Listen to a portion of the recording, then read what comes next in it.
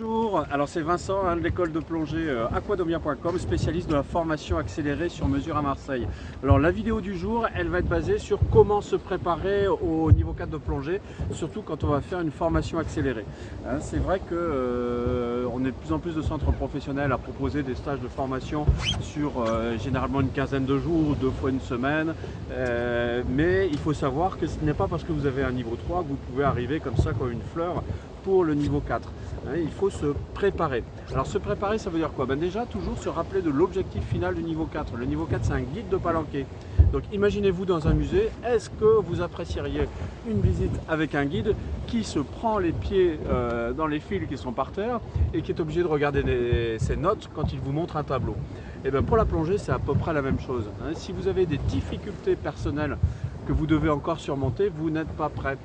Si vous ne connaissez pas les basiques, les fondamentaux de la plongée, vous n'êtes pas prêt. Donc il faut vraiment se mettre dans cet état d'esprit. Vous devenez un guide, donc vous devez montrer l'exemple en vous affranchissant de vos problèmes techniques personnels.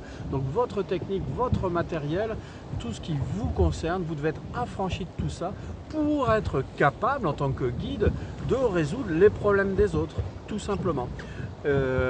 Donc un guide, c'est quelqu'un qui a aussi une préparation physique. Vous avez des épreuves physiques au niveau 4, donc le but n'est pas de faire des chronos, même si ça joue dans votre évaluation, mais il est évident que vous devez avoir un minimum de conditions physiques pour simplement répondre à des situations pas forcément courantes, mais qui peuvent arriver. C'est-à-dire quelqu'un qui a des difficultés à revenir au bateau alors qu'il y a un petit peu de courant, et bien vous allez devoir le tracter. Et si pour ça vous commencez à vous essouffler ou à boire la tasse, et bien ça ne passe pas en tant que guide, non. Donc les astuces pour se préparer maintenant. Donc bien sûr, se préparer à la théorie, ça c'est indispensable. Si vous imaginez que pendant une formation accélérée, vous allez avoir le temps le soir de potasser les cours, rappelez-vous ce que ça donne une journée de plongée en termes de sommeil et vous comprendrez très vite que vous n'aurez pas beaucoup de temps pour ça. Donc vous préparez, pour ça vous avez plusieurs sources. Vous avez un e-learning qui existe sur aquadomia.com. Bon, c'est pas celui dont je suis le plus fier, il date un petit peu, il faut que je le refasse, etc.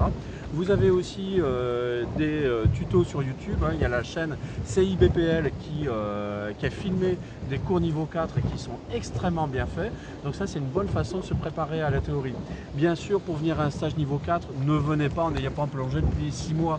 Il faut que vous ayez plongé récemment et plongé récemment dans la zone des 40 mètres en vous ayant, encore une fois, en vous étant affranchi de vos problèmes personnels.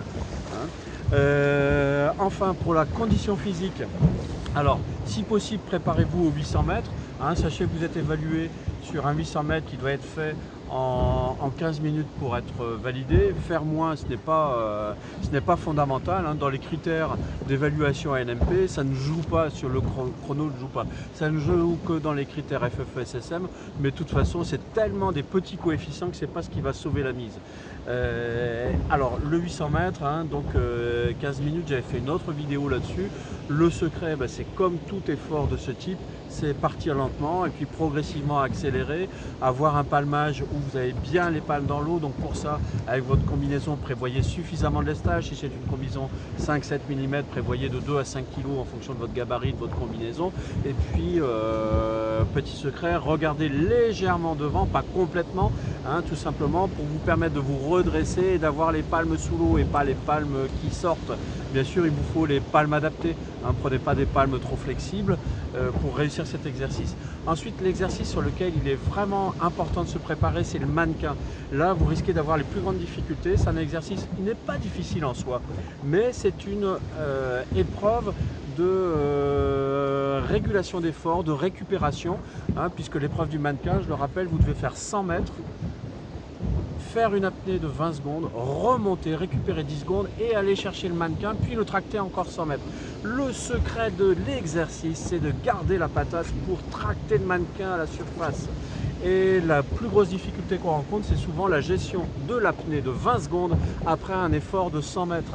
Et bien tout simplement, ne partez pas comme un fou. Vous pouvez partir normalement au départ sur les 50 premiers mètres, mais les 50 suivants, anticipez pour justement être en pleine forme pour cette apnée de 20 secondes.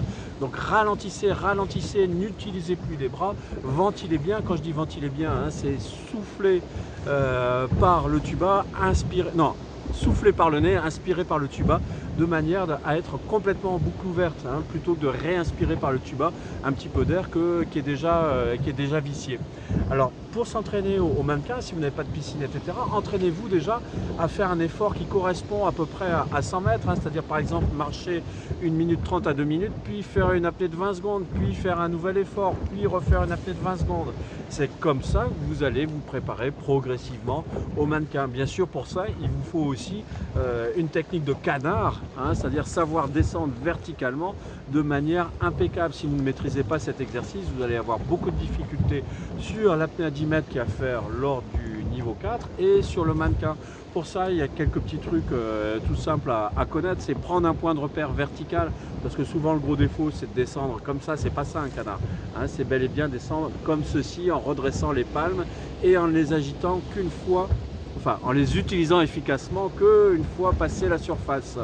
Voilà, donc ça c'est les petits trucs et astuces pour vous préparer au niveau 4, donc préparez-vous théoriquement, ayez plongé récemment dans la zone des 40 mètres et puis préparez-vous physiquement pour pas être à la ramasse, parce qu'autrement forcément si vous êtes un peu faible, et ben, vous allez craquer durant le stage. Voici mes petits trucs et astuces pour vous préparer à une formation niveau 4 accélérée. Si vous avez aimé cette vidéo, cliquez sur j'aime. Si vous n'avez pas aimé, cliquez sur j'aime pas. Vous voulez en voir d'autres, abonnez-vous à la chaîne YouTube Aquadomia One. Et puis si vous voulez avoir une vidéo de votre choix, bon bien sûr sur le thème de la formation plongée, n'hésitez pas, hein, un petit commentaire sur cette chaîne, s'il vous plaît, un petit bonjour, une formule de politesse, ça fait toujours plaisir. À bientôt.